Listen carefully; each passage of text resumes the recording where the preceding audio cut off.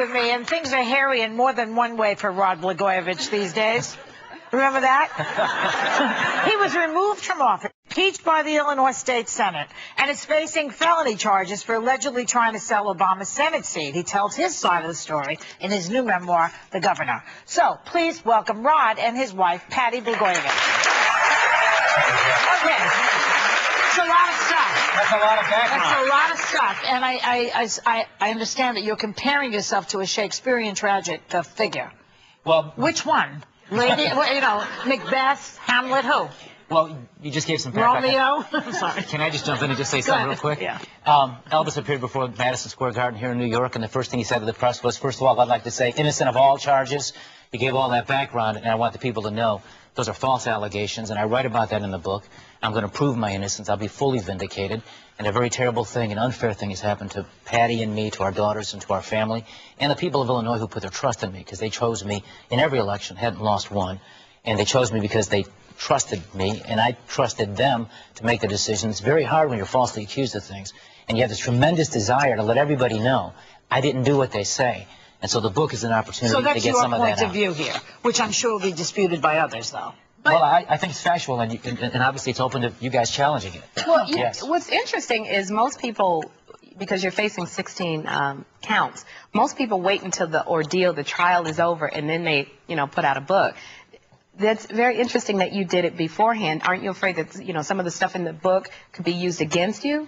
Why would you write that now? Yeah. Well, when you have powerful forces who falsely accuse you of things and allege things that aren't true, and they have the resources, as the government does, you have to ask yourself, what can you rely on? And I'm relying on the power of the simple truth. I know what the truth is. And it's not any less true whether I write it in the book a few months ago or whether I talk about it in a court of law. The truth is the truth. But they can take things and make little things seem, very big or very... They've already done that. They've done that. Do you think it's a government conspiracy?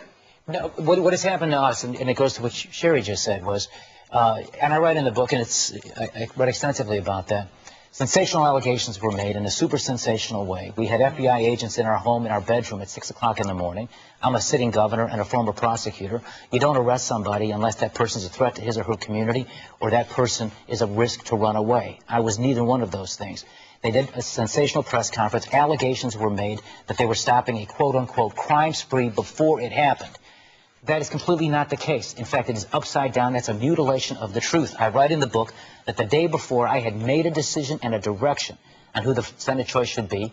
I was going to hold my nose and make a routine political deal that would create jobs for people in Illinois, expand health care for people in Illinois, and have a written guarantee not to raise taxes on the people of my state. The day after, at 6 o'clock in the morning, a peculiar coincidence, I'm arrested and prevented from making that happen.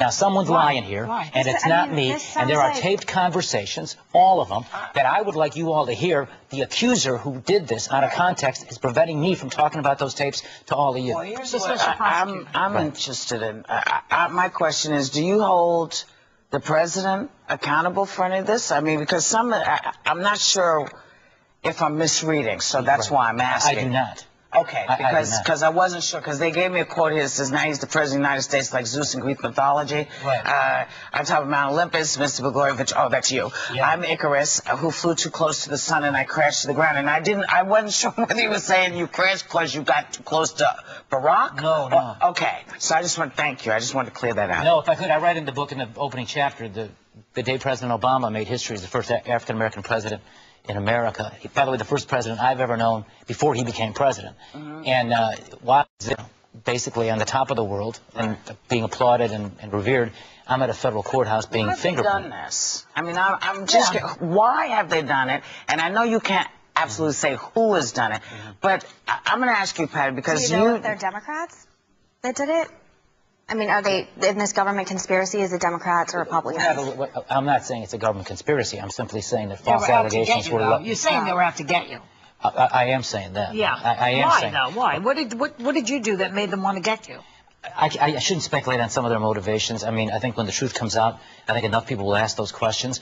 Let me say again, they base their accusations, their false accusations, on snippets of conversations from secretly recorded taped conversations on my home phone. Right. And They then went to court and are prohibiting me from letting you all hear every conversation in its full context. Permanently, or are we eventually going to hear it? At least for now, I'll have a chance hopefully in used court. as evidence. I mean, this show, this book, I mean, you definitely must feel like you didn't do anything wrong. I mean, to write a book and whatever, like, that's how secure you are that this is something else. Well, that's exactly right, Megan. Well, I've done sometimes the nothing best wrong. defense is an offense. Well, how about the truth? Can I ask another question? Like, you were on a reality show afterward and The Celebrity Get Me Out of Here, and then your image was changed because of it, because before you were thought of Lady Macbeth or whatever, and then afterward you were really liked by all these people. I mean, did you like going on there? Did you enjoy doing it? I mean, why do that? I mean, I can't imagine come from politics, being in a scandal, and then going on a reality show. Right. I went on the reality show because it was a necessity for our family. The NBC wanted my husband on the show, and he was unable to do it. And I was faced with the choice whether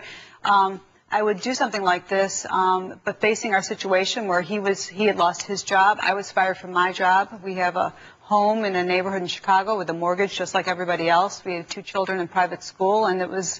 So you did it for the money? I did it to But help it support my also, family. I gotta say, it changed. It changed my perception of you. Watching you on the show was a different. I had a particular opinion about you, and seeing you on that show, I saw another side of you. I have to apologize for what I thought. Maybe you should go on Dancing with the Stars, Ron. Yeah,